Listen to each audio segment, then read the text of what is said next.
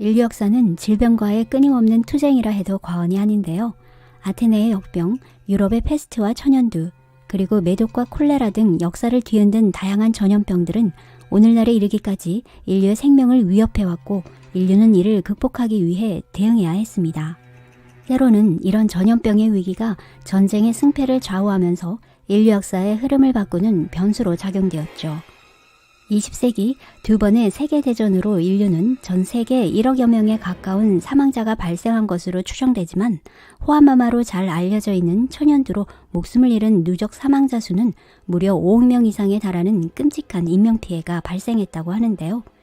남미의 잉카 제국이나 아즈텍 제국의 붕괴는 사실상 천연두의 파괴적인 영향이 컸다라는 사실 또한 충격적입니다.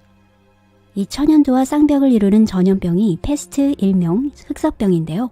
14세기 중반 잉글랜드와 프랑스의 백년 전쟁이 한창이던 유럽 전역을 공포에 빠뜨리며 유럽 인구의 3분의 1이 사망한 이 재앙적인 전염병은 인류 역사의 세계적 팬데믹으로 특히 유럽의 사회와 경제 그리고 종교적으로 대격변을 몰고 오게 됩니다. 인류 역사상 가장 치명적인 흑사병은 쥐와 같은 설치류에 기생하는 벼룩에 페스트균이 서식하다가 인간에게 감염되는 전염병입니다. 감염 부위에 따라서 세 종류로 나뉘는데요. 부종과 고열에 시달리는 선페스트, 치사율 100%인 폐페스트, 그리고 페스트균이 혈액으로 들어가 피부가 검게 변하는 폐혈성 페스트인데요. 여기서 흑사병이란 이름이 붙여졌다고 알려져 있죠. 당시 유럽은 인구 증가로 인해 크고 작은 도시들이 만들어졌는데 하수도 시설이 없었기 때문에 사람들이 버린 오물은 쥐를 불러오기 쉬운 불결한 환경을 만들었죠. 바로 페스트균이 재앙적 수준으로 퍼지는데 최적의 조건이었습니다. 특히 일반 가정집과 마을의 곡물 창고에는 쥐들이 좋아할 만한 먹거리가 풍부해서 유럽 도시들은 쥐들에겐 너무나도 살기 좋은 천국이었죠. 쥐벼룩에 의해 페스트균이 사람들에게 옮겨지면 20일 정도 지나서 첫 증상이 나타났는데요. 고열이 지속되다가 피를 토하게 되고 피부는 까맣게 변해 4, 5일 이내에 사망했습니다. 지역사회가 위험을 눈치챈 것은 일주일 후였지만 이미 확산된 흑사병이 도시 하나를 휩쓸어버리면 속수무책으로 당할 수밖에 없었는데요. 도시 인구가 크게 줄어든 후에야 겨우 유행이 멈췄다고 합니다. 16세기 천연두가 유럽에서 신대륙으로 전파되었다고 한다면 흑사병은 아시아에서 전파되어 유럽 전역으로 초토화시킨 사례로 알려져 있죠.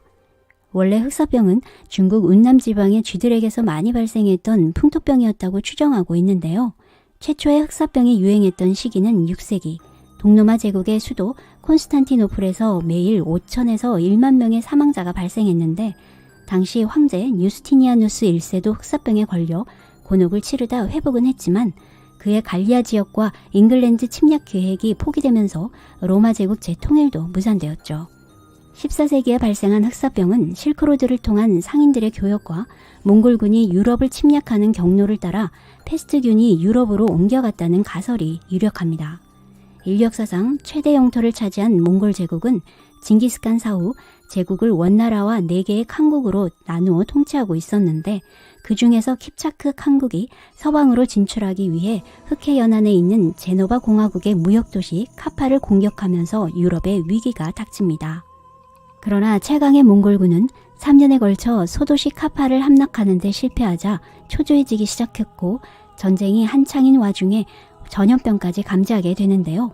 이미 감염된 병사들이 하나둘 쓰러지자 어쩔 수 없이 퇴각할 수밖에 없었던 몽골군은 죽어간 시체들을 투석기에 매달아 도시 성내로 날려보냅니다. 동서를 가리지 않고 중세 공성전 전술 가운데는 적군의 사기를 떨어뜨리기 위해 죽은 적군이나 동물 시체를 성 안으로 날려보내는 전술이 종종 사용되어 왔는데요. 몽골군이 흑사병 감염이라는 사실을 정확히 알지는 못했겠지만 결과적으로는 감염된 시체를 생물학 무기로 사용한 셈이었죠. 카파 주민들은 시체들을 서둘러 밖으로 내보냈지만 성 안은 페스트균이 빠르게 퍼져 감염을 막지 못했는데요. 이것이 바로 전 유럽의 공포 흑사병의 시작이었습니다. 이때 성 안에 있었던 제노바 상인들은 전쟁을 피해 이탈리아의 시칠리아로 피신했는데 이 일은 흑사병이 전 유럽으로 퍼지게 된 하나의 결정적 이유였습니다. 평화로웠던 시칠리아 사람들은 그들에게 닥칠 공포를 알지 못한 채 일상생활을 하고 있었고 멀리서 제노바 상선이 시칠리아 항구에 도착했는데요. 그 상선의 화물 안에 있었던 쥐들이 배의 손잡이줄을 타고 육지로 들어왔는데 이것이 패스트균의 상륙을 의미했고 전염병 확산의 도화선이 되는 계기였습니다. 배 안의 선원들은 대부분 검게변에 처참하게 죽어 있었다고 하는데요. 치명적인 전염병에 대처할 준비가 되어 있지 않은 시칠리아 사람들은 열이 나거나 오한을 느꼈고 이어서 온몸의 통증을 호소하며 쓰러져 갔습니다. 도시 전체에 극심한 공포가 삽시간에 퍼졌고 곧 거리에는 죽은 시체들이 쌓여갔는데요. 날이 갈수록 사망자 수는 계속 증가했고 흑사병은 통제할 수 없을 정도여서 도시는 큰 혼란에 빠집니다. 문제는 당시 시칠리아 항구에 유럽 각지에서 온 다른 상선들도 모여 있었다는 점인데요. 해상무역이 활발했던 시기라 식량과 일용품은 국가에서 국가로 점점 더 먼 거리로 운반되면서 쥐와 패스트균도 함께 이동해 퍼져나갔다고 하죠. 교역로를 통해 가장 먼저 감염이 확산된 곳은 큰 상업 도시들이었고 인근 마을에선 멀리 떨어진 곳으로 대피령이 내려져 시골 곳곳으로 피신하게 되면서 확진자가 없었던 곳까지 감염자가 발생해버렸습니다. 일부 해상도시들은 해안도시들을 보호하기 위해 40일 동안 억류 조치를 했고 감염병이 없을 경우에만 상륙을 허가했다고 하는데요. 이는 현대 전염병 검역의 시작이었습니다. 환자들과 일반인들을 격리시키고 환자가 사용했던 물건들은 불태워버리는 등 방역조치를 취하기도 했는데요.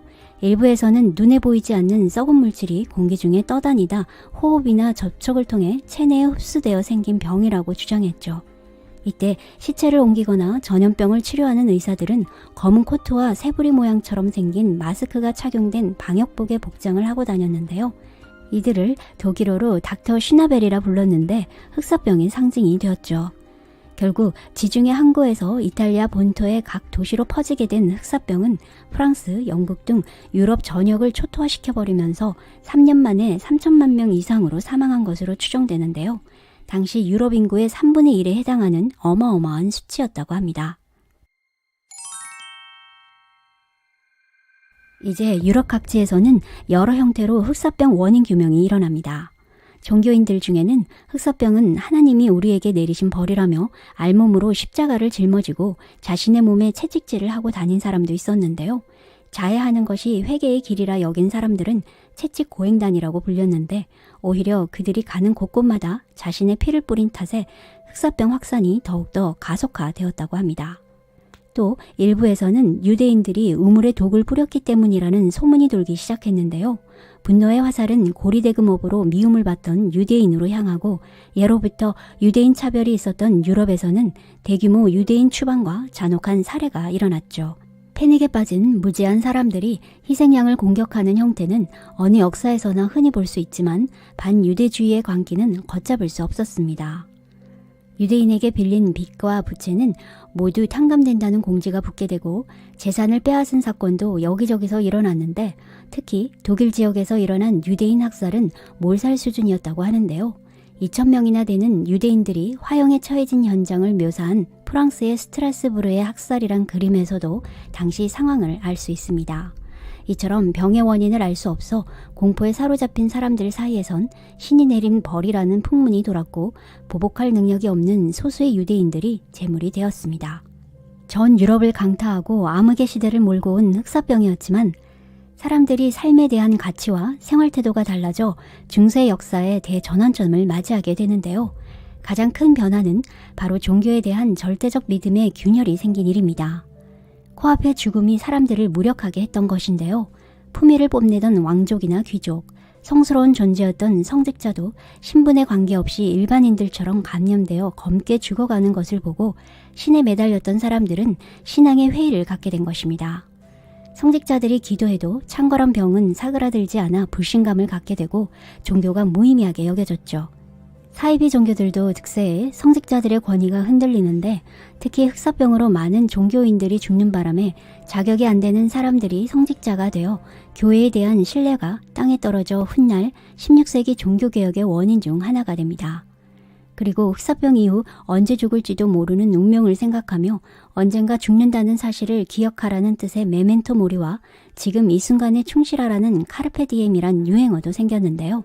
지나간 과거에 매이지 않고 다가올 미래를 두려워하지 말며 현재를 즐기자라는 의미로 당시의 인사말이 될 정도였다고 합니다. 이 두 단어는 근세를 열어주는 키워드이면서 사람들이 죽음을 성찰할 수 있는 계기가 되어 여러 문학과 예술 그림을 탄생시키는데요.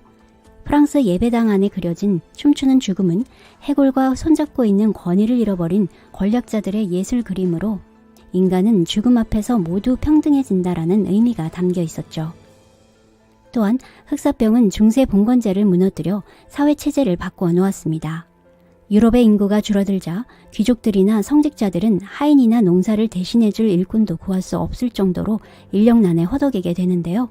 노동임금이 두세 배로 급격하게 오르는 것은 당연하고 반대로 식량에 대한 수요는 줄어들어 귀족들이 소유한 토지의 수익성도 크게 악화되었죠. 당시에는 귀족들이 가지고 있던 토지, 이른바 장원에 속해 이동의 자유가 없는 농노들이 일정 수익을 받는 제도였는데 흑사병으로 일손이 귀해지면서 귀족들 간의 농노쟁탈전까지 벌어지고 몸값이 오른 노동자들은 조금씩 경제적 자유가 생기게 되었죠. 이는 곧 농노제의 붕괴를 알리는 신호탄이었는데 이로 인해 영주와 농노 간의 무력 충돌도 발생하지만 한번 각성해버린 백성들의 저항으로 더 이상 귀족과 농노 간의 관계는 주종관계가 아닌 계약관계의 형태로 바뀌면서 중세 봉건제도의 기반이었던 장원제와 농노제는 이렇게 소멸해 갔습니다. 그 결과 시장경제와 자유로운 교역의 시대가 도래하면서 부르주아라는 제3의 신흥 중상 계급이 등장하기 시작했는데요. 이러한 일련의 사건들은 국가와 국민들이 함께 성장하게 되는 흐름을 만들어내며 드디어 유럽의 황금시대 르네상스가 화려하게 막을 열게 되는 계기가 됩니다.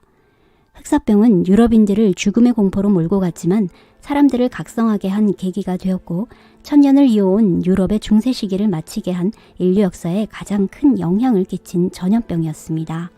흑사병은 이후에도 10년을 주기로 유럽에서 크고 작게 되풀이되었고 최근에도 아시아나 아프리카 등지에서 산발적으로 발생해 역사 속으로 사라진 질병은 아닌데요. 19세기 파스테르 연구소의 프랑스 의사 예르신에 의해 패스트균이 발견되어 백신이 개발되었고 혹시 감염되었다 하더라도 패스트균에 대항할 항생제가 있기 때문에 과거처럼 크게 유행할 확률은 거의 없다고 합니다. 지구상에서 인간과 질병의 끈질긴 싸움은 과거에서 현재까지 이어지고 있고 예측할 수 없는 미래를 생각하면 끊임없는 인류 과제인데요. 까미의 소설 패스트에서 패스트균은 결코 죽거나 사라지지 않는다. 아마도 언젠가는 인간들에게 교훈을 일러주기 위해 또다시 쥐들을 흔들어 깨워 어떤 행복한 도시로 몰아넣어 거기서 죽게 할 날이 올지 모른다. 라는 대목이 의미심장하게 느껴집니다. 이상으로 흑사병에 대해 정리한 내용은 여기까지입니다. 배만 타면 죽는다고 해서 선원들을 공포에 떨게 한 직업병이 있었는데요. 바로 악명 높은 괴혈병이었습니다. 중세 유럽 대항해 시대에 급증했던 원인불명의 괴혈병을 인류는 과연 어떻게 극복할 수 있었을까요? 15세기는 유럽의 대항해 시대가 화려하게 막을 올리는 시기였습니다. 중세 유럽은 오랫동안 인도와의 지중해 해상 무역을 해왔지만 오스만 제국이 지중해 해상권을 장악하면서 무역로가 끊어지게 되었죠. 큰 위기에 빠진 유럽은 황금알을 낳는 향신료 무역과 기독교 전파라는 미명하에 미지의 땅을 찾아 나서는데요. 포르투갈과 스페인이 가장 먼저 앞장서서 새로운 신항로 개척에 뛰어들게 되고 탐험대들의 목숨을 건 긴 항해가 이어집니다. 이렇게 시작한 대항해 시대는 기대 이상의 역사적 성과를 가져왔죠. 새로운 항로와 신대륙의 발견으로 인해 엄청난 부를 이루게 되고 유럽의 경제 성장을 뒷받침하는 중요한 역할을 하게 됩니다. 하지만 화려한 결과 뒤에는 반드시 어려움과 엄청난 희생이 숨어있기 마련인데요. 장기 항해 기간 동안 선원들은 원인을 알 수 없는 공포의 병에 시달렸기 때문이었죠. 탐험가 바스코다가마는 포르투갈에서 아프리카 희망봉을 거쳐 인도로 가는 석 달간의 신항로를 개척하던 중 160명의 선원 가운데 100여 명이 사망하는 불행을 겪기도 했고 아메리카 신대륙을 발견한 콜럼버스 항해 과정에서도 많은 선원들이 목숨을 잃었는데요. 대체 배 위에서 어떠한 사건들이 벌어졌을까요? 콜럼버스의 항해는 스페인을 출발하여 대서양을 건너 우연히 아메리카 신대륙을 발견하게 되는 역사적인 기록을 남겼지만 콜럼버스의 대서양 항해에서 산타마리아호의 선원들의 길고 긴 2달간의 항해는 순조롭지만은 않았습니다. 해적단들의 습격을 받기도 하고 거친 풍랑에 시달려 부상을 입거나 원인 모를 병에 걸려 생명을 잃을 수도 있었죠. 그 당시 배 내부에는 냉장시설이 없어서 장기간 보관할 수 있는 식료품 부족으로 인해 선원들은 영양실조와 위생 문제 등으로 여러 난관에 부딪혀야 했는데요. 항해가 길어지면서 지쳐가는 선원의 대부분이 쇠약해져 갔습니다. 어느 날 선원 중 한 명이 콜럼버스에게 피로와 두통을 호소하기 시작했고, 또 다른 선원은 잇몸과 피부에서 피가 나고 소변에서까지 피가 나오는 증상까지 나타난다고 하더니 갑자기 배 위에 쓰러졌습니다. 그렇게 마치 역병에 걸린 듯 한 사람씩 차례차례 죽어간 모습은 역사의 한 참사 장면과 다를 바 없었는데요. 바로 원인불명의 괴혈병이 선원들의 생명을 위협했던 것입니다. 괴혈병이란 출혈과 고열의 증상을 보이며 근육이 빠지면서 정도가 심하면 죽음에 이르게 되는 무서운 병이었죠. 선원들이 배를 탄 지 6주 이상 3개월이 지난 시점부터 괴혈병 증상들이 보였고, 육지의 사람들에게는 잘 나타나지 않은 증상이었기 때문에 배를 장기간 타는 사람에게만 걸린다 하여 사람들은 이 병을 대항해병이라 불렀는데요. 당시에는 치료법이 없어 괴혈병으로 인한 사망률이 50%에 달했다고 합니다. 비타민C 부족으로 인해 생긴 원인과 치료 방법을 이해하고 있는 현대와는 달리 당시에는 확실한 인과관계를 알 수 없었기 때문에 사람들은 공포에 떨어야 했죠. 콜럼버스는 괴혈병 증상을 보이는 선원들을 중남미에 위치한 카리브해의 작은 섬에 내려놓았는데요.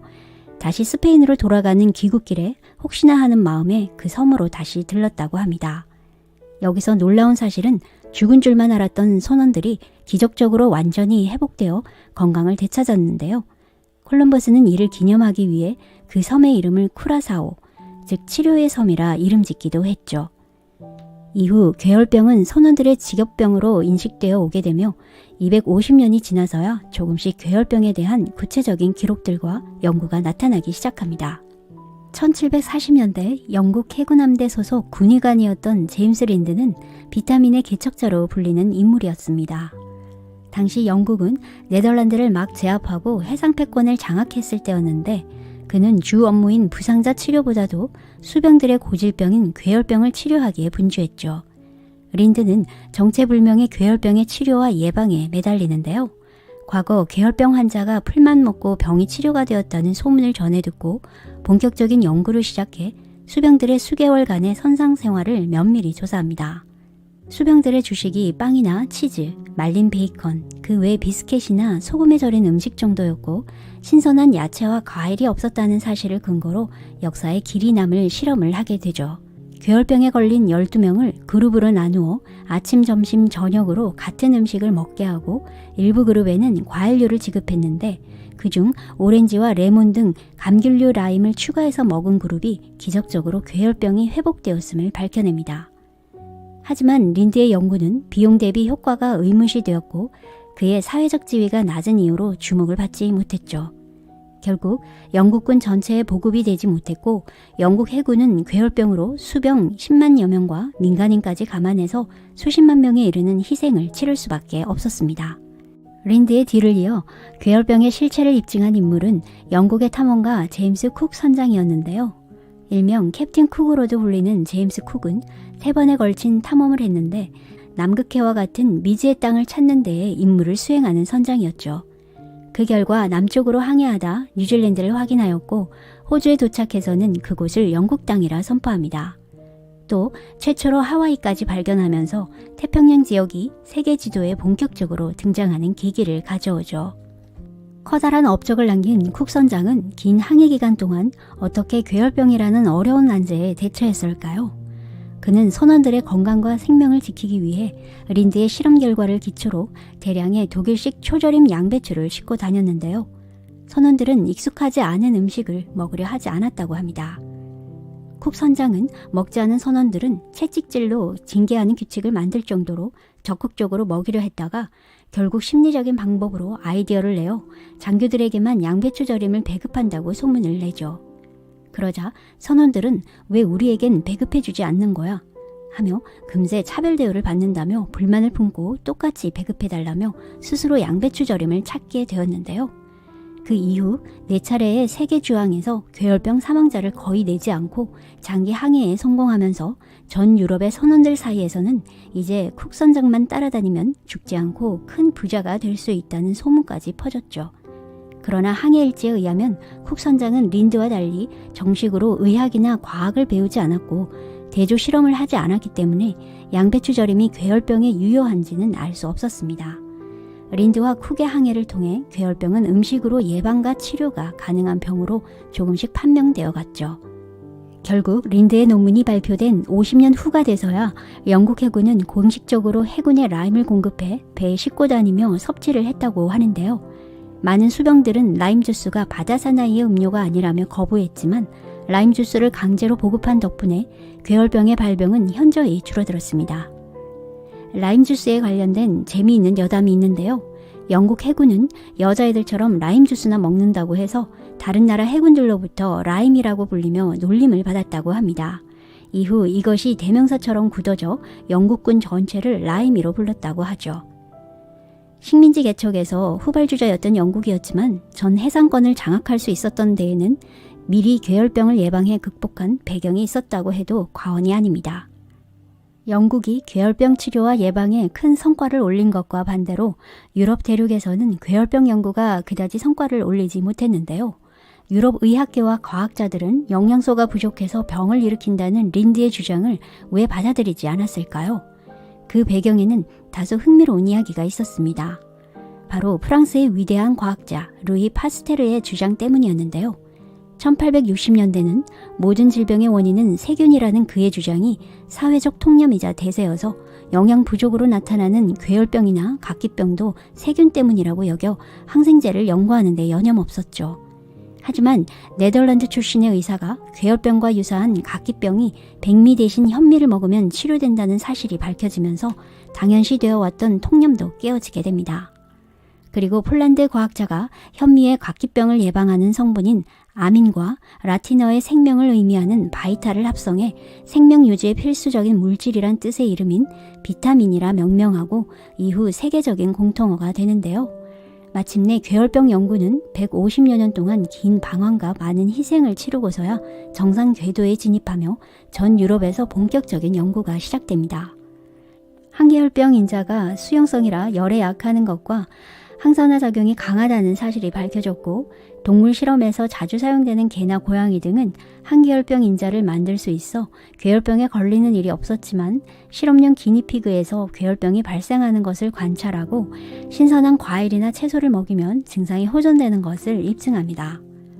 그리고 영장류인 사람은 동물들과 달리 스스로 항계열병 인자를 만들 수 없기 때문에 식사에서 섭취해야 한다는 결론에 이르게 되죠. 그런데 이 주장대로라면 싱싱한 과일이나 채소를 섭취하기 힘든 에스키모인들은 괴열병에 취약해야 정상이지만 왜 그들에겐 괴열병은 매우 적게 나타난다고 알려져 있을까요? 그 이유는 그들의 조상의 지혜가 비결이었습니다. 조상 대대로 사냥 후 사냥감의 배를 갈라서 콩팥을 떼어 먹어라 라는 생활지혜가 숨어 있었기 때문인데요. 사실 콩팥 속에는 비타민C가 별로 없지만 바로 콩팥 위에 위치한 부신 자체에 비타민C가 농축되어 있어서 에스키모인들은 싱싱한 과일이나 채소를 섭취 못해도 괴열병에 걸릴 확률이 아주 낮았던 것입니다. 비타민C의 정체는 20세기 초반이 되어서야 밝혀지는데요. 헝가리 출신 과학자 얼베르트 센트제레지가 식물즙과 동물의 부신에서 분리한 헥스론산을 괴열병 예방과 치료에 가능한지 알기 위해 실험에 착수하고 마침내 헥스론산이 바로 비타민C라는 것을 알아내게 됩니다. 그 결과 1937년 얼베르트는 비타민C의 발견자로 인정받아 노벨상을 수상하는데요. 이처럼 15세기 대항해 시대 불치병으로 우려됐던 괴열병의 원인이 비타민C 부족 때문이라는 사실은 430여 년이 지나서야 밝혀지게 됩니다. 오늘날 우리에게 익숙한 비타민C는 건강과 장수의 열쇠로 알려져 있는데요. 그 발견에는 대항해 시대의 길고 긴 여정이 있었습니다. 정리한 내용은 여기까지입니다. 흥미로우셨다면 좋아요 부탁드릴게요. 시청해주셔서 감사합니다. 14세기 중세 유럽 인구의 30%를 죽음으로 몰고 간 흑사병과 19세기 전 세계를 휩쓸었던 콜레라, 그리고 인류의 공적 1호, 열대성 질병 말라리아 등 역사를 뒤흔든 수많은 전염병들은 인류의 재앙이자 위기인 동시에 과학 혁신의 원동력이 되기도 했습니다. 대량의 인구 감소와 국가를 붕괴시키는 원인이기도 했지만 예방과 치료 방법에 대한 연구로 의학과 과학 분야 발전을 가져왔기 때문인데요. 천연도 역시 예외는 아니었습니다. 20세기 두 번의 세계대전으로 인한 인명피해보다 더 많은 5억 명 이상의 사망자를 발생시킨 가장 치명적인 천연두는 어떻게 시작되었을까요? 천연두의 시작은 대략 1만 년 전부터 아프리카 북동부 지역에서 농경 생활을 하는 인간들을 중심으로 퍼지기 시작해 이후 유럽과 중동을 거쳐 인도와 중국 그리고 한반도와 일본까지 오랜 세월 동안 확산되었는데요.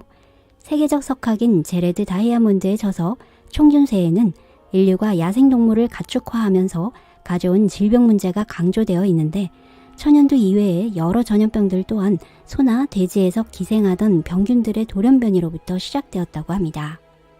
천연두는 영어로 스몰팍스, 작은 반점이란 뜻으로 두창 또는 마마로도 잘 알려져 있는데요.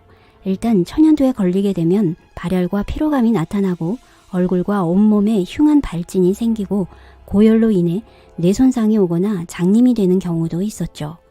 투병 중에 사망하는 경우가 대부분이고 겨우 살아남더라도 흔히 곰보 자국이라는 평생 지워지지 않는 흉터 자국을 남겨 또 한 번 사람들을 고통스럽게 했는데요.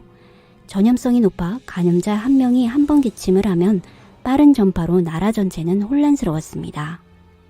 또 흑사병이나 스페인 독감처럼 단기간에 초토화시키고 잦아드는 형태가 아니라 수천 년 동안 세계적으로 유행을 반복시킨 전염병 최초의 팬데믹이었는데요. 15세기까지만 해도 이 천연두의 청정구역으로 존재했던 아메리카 신대륙까지 확산되어 희생자 숫자는 아메리카 전 대륙의 1억여 명 가운데 90%에 해당한다고 추정됩니다. 천연두의 발단은 제국주의 세력이 팽창한 시기였던 15세기 대항해 시대의 콜럼버스까지 거슬러 올라가는데요. 당시 중세 유럽은 가장 큰 세력이었던 잉글랜드와 프랑스 두 나라가 백년 전쟁이 한창이었고 이웃나라 스페인은 아직 소왕국들로 분열되어 있었습니다.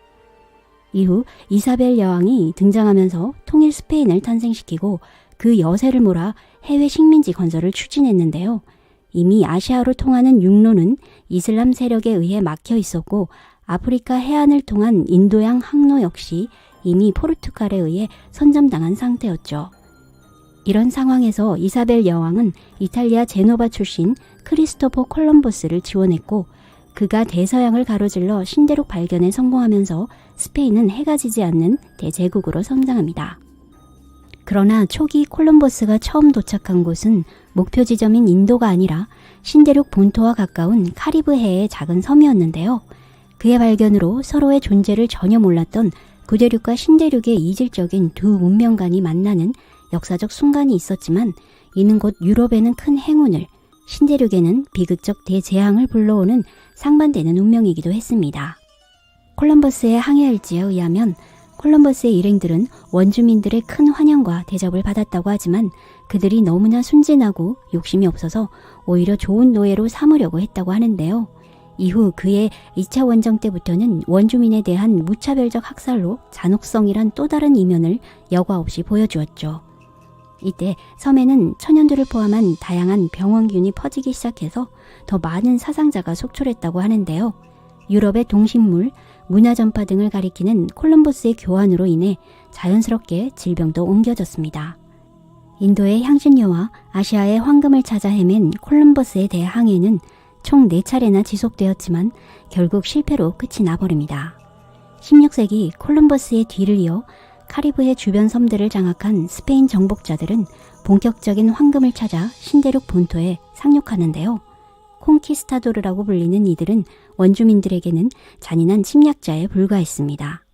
신대륙에는 수천 년의 문명이 이미 존재하고 있었는데 대표적으로 오늘날 멕시코 지역과 페루 지역에 해당하는 인구 500만 명의 아즈텍 제국과 700만 정도의 잉카 제국이 자리 잡고 있었죠. 먼저 아즈텍 정복에 나선 스페인 정복자 코르테스는 11척의 배에 총과 갑옷으로 무장한 900여 명의 병사들을 이끌고 멕시코만에 상륙하는데요. 원주민들보다 숫자적으로 열세했고 몇 차례의 위기를 맞기도 했지만 그가 감지한 것은 아즈텍과 주변 부족 간의 갈등 상황이었습니다.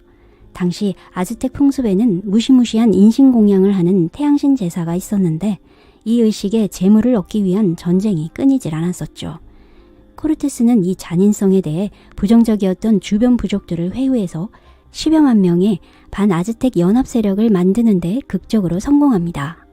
이후 두 세력 간의 대대적인 전투 끝에 마침내 수도를 함락하고 아즈텍 제국을 멸망시키죠. 코르테스의 친척으로 알려진 피사로는 아즈텍의 멸망 소식에 초조해지면서 서둘러 신대륙 남쪽으로 향하는데요. 피사로 역시 불과 수백 명의 군인과 37마리의 말을 끌고 안데스 산맥을 가로질러 잉카 제국을 침입합니다. 잉카인들은 피부가 하얀 스페인의 백인 병사들을 보고 잉카의 창조주 비라코차의 재림이라고 오해해 그들을 아주 극진히 대했다고 하는데요. 잉카인들의 이 환상은 백인들의 가혹한 만행 때문에 깨져버립니다. 당시 잉카 제국은 선왕이 천연두로 죽은 뒤 후계자 쟁탈전으로 큰 내분이 일어난 직후라 국내 혼란이 아직 수습되지 못한 상황이었는데 그 틈을 타 피사로는 운이 좋게도 황제를 포로로 잡아 그를 가둔 방안을 황금으로 가득 채워주면 살려주겠다고 하죠. 원주민들로부터 황제의 몸값을 챙겨받은 피사로는 어이없게도 약속을 어기고 황제를 처형해버리면서 결국 잉카 제국은 서서히 멸망의 길로 들어서게 됩니다. 두 제국의 멸망에는 다양한 역사적 해석이 있는데요. 총이나 칼과 같은 강력한 철제 무기로 무장한 스페인 병사와의 전투력 차이는 컸다고 평가하지만 수백 명의 병사들이 수만 명의 원주민 병사들을 제압할 수 있었던 요인 중에 하나는 천연두라는 해석이 있습니다. 코르테스나 피사로가 지나간 곳에는 천연두를 비롯해 온갖 전염병이 창궐했다는 후문이 생길 정도로 아즈텍과 잉카 제국에 큰 타격을 준 비밀병기임에는 틀림없었습니다. 거리에 시체가 즐비한 비참한 광경을 목도한 원주민들은 신들이 자신들을 버렸다고 생각했었죠. 백인들은 죽지 않는데 자신들만 병에 걸려 죽는 것을 보고 저항할 의지조차 사라져 제국의 멸망을 그저 무기력하게 넋을 놓고 바라보기만 했다고 합니다. 그런데 유독 원주민들만이 천연두에 속수무책으로 당했을까요? 유럽인들은 오래전부터 소나 돼지와 같은 가축과 접촉하면서 지내왔고 천연두가 이미 여러 차례 대유행을 해서 내성을 가지고 있었던 반면 원주민들에게는 그런 면역력이 없었던 것입니다. 결국 천연두가 퍼지면서 아즈텍 제국은 인구 3분의 1을, 잉카 제국은 인구 절반 이상이 목숨을 잃게 되었다고 하죠. 전쟁과 천연두로 타격을 입은 신대륙 원주민들의 삶은 어떠했을까요? 두 문명을 접수한 스페인 정복자들은 전설의 황금도시 엘도라도 소문을 듣고 곧바로 황금을 찾기 시작해 얼마 후 대량의 금과 은강이 발견되자 스페인판 신대륙 골드러시 바람이 불게 되는데요. 하지만 이 사건은 원주민들에겐 상상 이상의 잔혹한 현실로 다가왔습니다. 수많은 광산으로 강제노동에 동원된 원주민들은 짐승처럼 일만 하다 병들어 죽어갔는데요. 정복당한 신대륙 곳곳에서 원주민들의 집단 학살과 가혹행위는 당연한 일상이었죠. 이때 원주민들의 권리를 존중해야 한다는 일부 성직자가 나타나 신께서 분노하시면 스페인을 멸망시킬 수 있다라며 경고까지 하는데요. 마침 다수의 원주민들의 전염병으로 인한 죽음으로 일손이 부족하다고 느꼈던 농장주들은 성직자의 경고에 크게 호응합니다. 그리고 원주민들을 보호한다라는 명목하에 아프리카 흑인들을 데려와 새로운 노동력을 확보하죠. 성직자들의 선여와는 달리 또 하나의 세계사적 범죄의 판도라 상자가 열려버린 순간이었습니다. 아프리카에서 대규모 노예 사냥이 벌어지기 시작하면서 검은 화물이라 불리는 노예선은 일제히 신대륙으로 향했고 흑인 노예들은 하루아침에 생명부지의 머나먼 신대륙까지 끌려오는데요. 그들의 비극적 역사가 시작되는 원인 중 하나에 천연두의 그림자가 있었던 것입니다. 과거로부터 동서양을 불문하고 천연두에 한 번 걸린 사람은 두 번 다시 걸리지 않는다라는 사실이 알려지면서 사람들은 나름대로 다양한 방법으로 예방에 노력을 해왔는데요. 예를 들어 천연두 환자가 입었던 옷을 빌려 입기도 하고 천연두 딱지를 갈아 코로 흡입하기도 하고 상처를 내어 환자의 고름을 직접 몸속에 주입시키는 위험한 의료행위도 서슴없이 이루어졌습니다. 이렇게 천연두 감염 물질의 피부 접촉으로 인한 인두법이 오랜 기간 예방법으로 성행했는데요. 성공하면 운 좋게 면역력을 얻을 수도 있었지만 오히려 심각한 감염 증상이 생겨 타인에게 전염시킬 수 있는 부작용 논란 때문에 좀처럼 확실한 예방법은 찾지 못한 상황이었죠. 18세기 1만 년 가깝게 인류를 괴롭혀왔던 천연두에 드디어 종지부를 찍는 인물이 등장하게 되는데 바로 영국인 의사 에드워드 제너였습니다. 그가 개업의사로 일을 시작할 때쯤이었는데요. 소외급성 간염병에 대한 소문을 듣게 되는데 바로 천연두와 유전적으로 비슷한 우두였습니다. 주로 영국 낙농지대에서 발생한 감염병이었는데 우유를 짜는 여인의 손이 젖소 유방에 생긴 두포에 닿으면 우두에 걸렸었죠. 하지만 증상이 약해서 2, 3주 후에는 가볍게 자연 치유되었는데요. 제너가 힌트를 얻은 부분은 우두에 한 번 걸린 사람은 심각한 천연두에는 걸리지 않았다는 점이었는데 바로 그 의문이 우두법 개발 시도의 출발이었습니다. 제너가 의학적으로 확인하기 위해 임상 실험 대상자를 찾고 있는 가운데 한 노인이 제너를 찾아와 자신이 9살 때 우두를 앓은 적이 있다며 기꺼이 실험에 응해주었는데요. 천연두농이 노인에게 투입되었고 결과는 대성공이었죠. 접종 부위에 약간의 발진이 발생은 했지만 5일 후에 회복이 되었고 이 노인 덕분에 우두에 한 번 걸리고 나면 50년이 지나도 천연두에 걸리지 않는다는 사실을 증명하게 된 제너는 자신감이 생겨 이번엔 그가 고용한 정원사의 8살짜리 어린 아들 제임스에게도 실험을 합니다. 우유를 짜는 여자에게 나타난 수포에서 꺼낸 액체의 일부를 접종했는데 잠시 고열로 고생했지만 금방 회복을 되찾았습니다. 이에 제너는 세심한 주의를 기울이며 접종하는 양을 서서히 늘려가다 마침내 천연두농을 직접 주입하게 되는데요. 제임스는 천연두에 걸리지 않았고 이후 제너는 자신의 어린아기를 포함한 총 23번의 추가 실험을 통해 예상대로 우두 접종으로 천연두 감염을 막을 수 있다는 사실을 알아내게 되었죠. 우두 접종법은 현재 사용하는 백신과 같은 원리여서 치료의 획기적인 전환이었기 때문에 제너는 어쩌면 인류를 구할 수도 있을 것이라는 사실에 벅차 서둘러 그 결과를 영국 왕립학계에 보고했습니다. 하지만 미리 예방할 수 있는 천연두 백신의 실험 결과는 그 당시의 사회적 분위기에서 인정받기까지 편견이 심했는데요. 당시 신문 사파 그림에는 우두법으로 처방된 사람의 몸에서 소가 튀어나오거나 소처럼 변한다거나 소를 숭배하는 모습이 많았다고 합니다. 우두법 자체가 검증되기 전이라 사람들은 불안했고 감염되지 않은 건강한 상태에서 예방을 위해 어떤 물질을 주사로 맞는 행위는 쉽지 않았겠죠.